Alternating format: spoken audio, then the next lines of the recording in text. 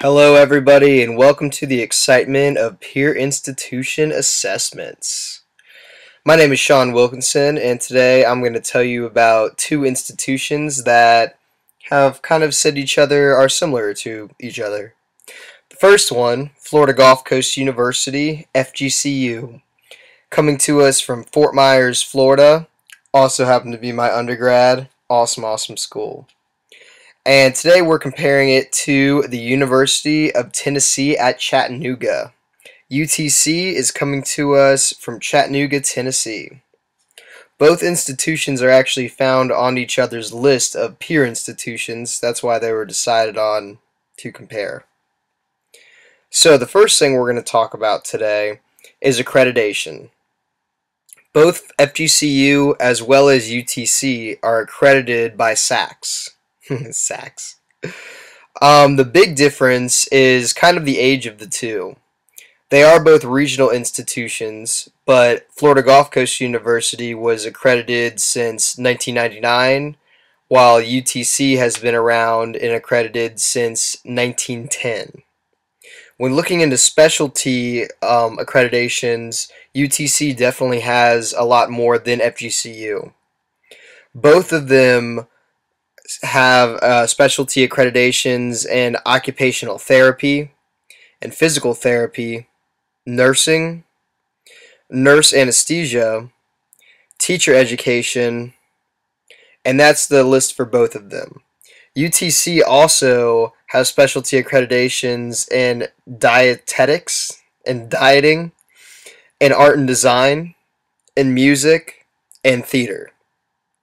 So both schools, like I said, have a long list of accreditations. UTC has a bit more than FGCU, even though it was said on FGCU's website that they have bumped up in classification of regional accreditation in order to be able to offer more doctorate programs. When it comes to enrollment rates, this was a category that Florida Gulf Coast University and University of Tennessee Chattanooga were very similar. FGCU had about 2,000 more undergraduate students than UTC did, but then UTC had about 300 more graduate students than Florida Gulf Coast did. When you look at the graph, you can see the total populations are very, very close, with FGCU at 13,445 and UTC at 11,660. The next category of retention rates was one of the largest differences between the two institutions.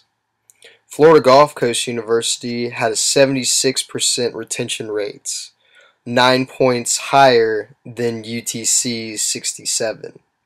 The biggest difference was when it came down to the part-time students. Florida Gulf Coast University's was almost twice the retention rate as University of Tennessee Chattanooga.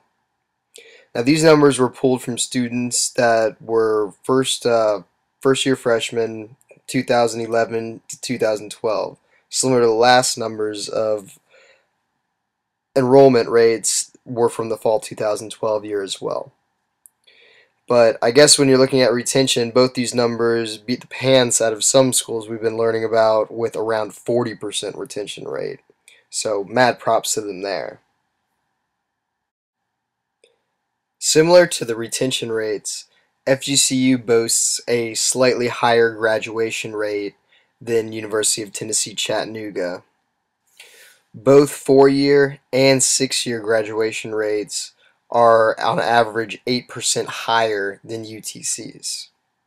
It's interesting when we're talking about how the federal government wants us to move closer to a 4-year graduation rate, but when you look at these numbers for both institutions, FGCU, their 6-year graduation rate is almost twice as high as their 4-year, and UTC's is actually about 3 times higher their 6-year over their 4-year.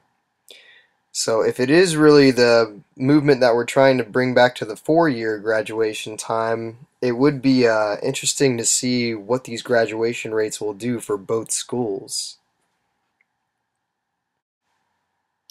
The tuition rates are another area where these two institutions flip-flop. You can see by the graph here that FGCU's in-state tuition is less expensive than UTC's. However, UTC's out-of-state tuition is less expensive than FGCU's. Their in-state tuition are the closest together, about $1,000 separating the two, while their out-of-state tuition is about $3,500 more. It's kind of interesting. I never realized how much the big difference between in-state and out-of-state tuition was. Going to an in-state institution, there's a tongue twister, for undergrad, I always paid the $6,000 and change for a semester without realizing that my friends from the north were paying closer to $2,500 a semester. When you look at books and supplies, both schools are about the same. These numbers came from College Navigator that does kind of looks at the numbers of the area. This isn't anything to do with housing and stuff. Those are just for books and supplies. When breaking down the race and ethnicity charts of the two institutions' enrollment, there are a few key points that jump out. Both institutions have the same percentage of Native Indian, Asian, Native Hawaiian, unknown, and non-resident alien populations, but there are four that I kind of want to talk about. University of Tennessee has 6% more students that classify themselves as having two or more race or ethnicities, 5% more Black or African American students, as well as 5% more white students, seen here in the green. While FGCU has kind of the biggest difference when it comes to the Latino population. UTC has a 3% Latino population, while FGCU has an 18%, which is actually a 15% difference. You can see here in the orange. Excuse me, not the orange, the red. That whole color blindness is not a good thing when it comes to these. But being in South Florida, it makes a little bit more sense why there would be a much larger Latino population in a South Florida school rather than one that might be in Tennessee. So that was definitely the larger of the difference. But in the grand scheme of things, a fairly similar race and ethnicity chart between the two institutions. When it comes down to the undergrad admission criteria, University of Tennessee, Chattanooga has a slightly harder criteria to meet. It was neat how both schools, they kind of had the layout of the criteria different. FGCU had the criteria split into different categories like reading, math, and writing, while UTC bunched those ones together but kind of gave two different options. So FGCU had a 2.5 GPA requirement, a 19 on reading, 19 on math, and 18 on writing ACT scores, and then a 460 on reading, 460 on math, and 440 on writing when it comes to the SATs. University of Tennessee Chattanooga gave the two options like mentioned before. The first option was having a minimum of a 2.5 grade point average and a higher than Florida Gulf Coast University 21 ACT score, and that's averaging them together. The 990 SAT score was an average of the three as well. So in that category, the testing scores were slightly lower. In the second category, the student could have 2.85 GPA and an 18 ACT score, as well as an 870 SAT composite score. So University of Tennessee Chattanooga, like I said, has a slightly harder undergrad admission requirement, But it was interesting how the two schools kind of laid them out for the undergraduates to see. And now the moment I know everybody has been waiting for. These two institutions' student affairs programs. Now, one of the things that I came across in my searches of the two websites is that both institutions called this a different name. For instance, at FGCU, theirs is known as the Division of Student Affairs, while at UTC's, their programs are known as the Division of Student Development. Now, both of these had similarities as well as differences, as you can see from this Venn diagram. You can see both institutions had a campus rec department, a fraternity and sorority life, career development services, a dean of students, health services, counseling and psychological services, and an office of housing and residence life.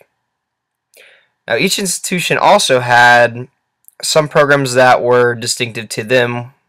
For instance, FGCU had adaptive services, Office of New Student Programs, student government, outreach programs, student conduct, Eagle News, first year advising, Eagle orientation, parent and family programs, testing and assessment, multicultural student services, Office of Student Involvement, prevention and wellness were all under their student affairs umbrella.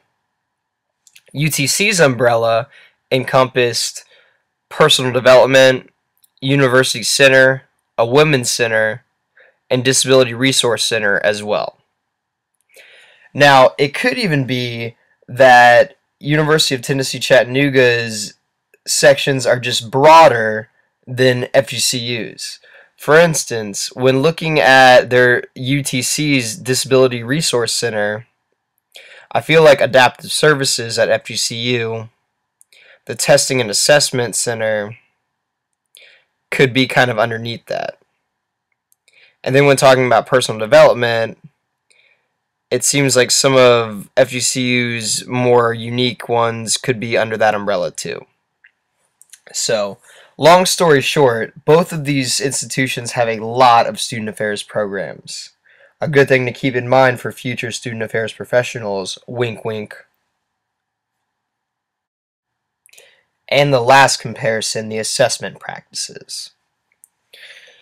When looking at the institutional research's website for both institutions, it was neat because they kind of each talked about how the South region, SACS, asked schools to do these surveys that can be used across the board as a way to compare all of these peer institutions as well as aspirational institutions and everything in between.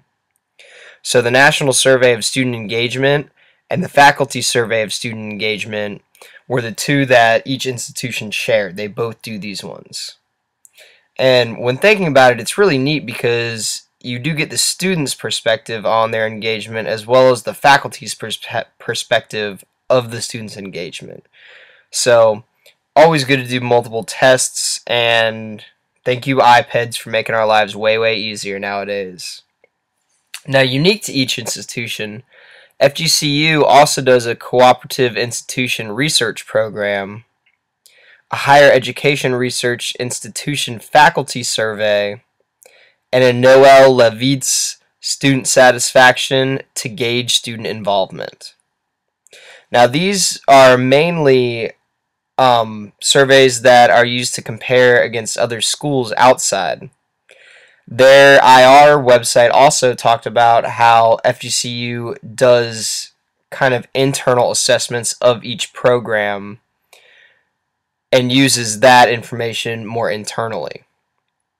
UTC also had those kind of more internal programs that came from ETS, a proficiency profile for general education outcomes and assessment, and the ETS major field test series.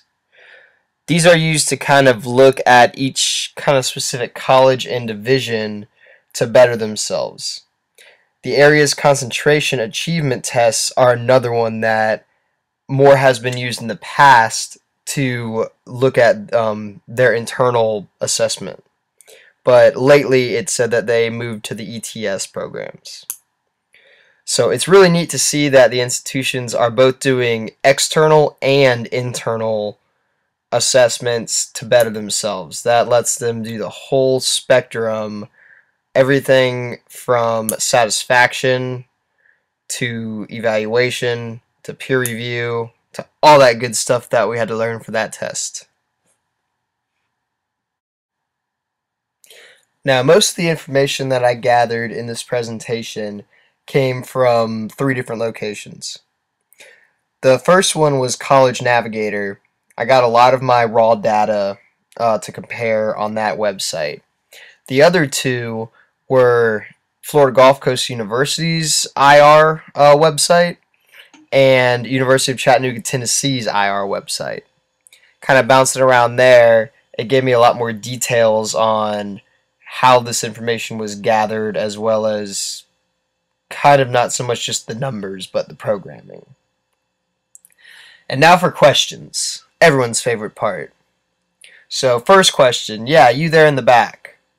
So, Sean, after reviewing these 2 institutions, do you think it's correct to classify them as peer institutions? Are they on the same level, or could one possibly be an aspirational? Well, that's an awesome question from my friend in the back there. So, I think that comparing the 2 schools and calling them peer institutions are spot on. I don't think one's an aspirational over the other. They seem to be very similar on certain aspects, one being higher in some, and then the other being higher in another. So I would say after looking at all the data and comparing the 2, they are definitely peer institutions. And next question, young lady up here in the front. Hi, Sean. So, my question for you is, what do you think the biggest difference between the 2 institutions are? Was there anything in particular that jumped out to you that you didn't expect? Awesome question, young lady in the front. I would say the biggest thing that jumped out to me had to do with the retention rates. If I bring us back to the slide really quickly, FGCU, the retention rates, especially for the part-time, was dramatically higher than UTC's. That was probably the biggest difference that I saw throughout the whole thing that I didn't expect. I especially when talking about in class what the average of Georgia's retention rates, I want to say were somewhere around the mid 40s, low 50s. I might be totally blowing that number out of proportion, but seeing that both of their full-time ones, 76 and 67, it seemed very high to me, which is spectacular. I'm glad to hear that for both of the institutions. One thing that did pop out to me that was kind of expected had to do with the race and ethnicity charts. I had a feeling that FGCU would have a lot larger of a Latino population than UTC, and that definitely showed with a 15% difference, as you can see here. But UTC also had a lot more African Americans than FGCU, which was I didn't expect that quite as much either. So that was another one of the bigger differences that I think I saw between the 2. Great question. Are there any more? Well, spectacular. If there's no more questions, I just wanted to thank you once again for coming by and listening to my presentation on peer institutions on Florida Gulf Coast University and University of Tennessee, Chattanooga. It was actually a lot of fun looking at these 2, and thank you again. I hope you enjoyed it as much as I did. Have a great night.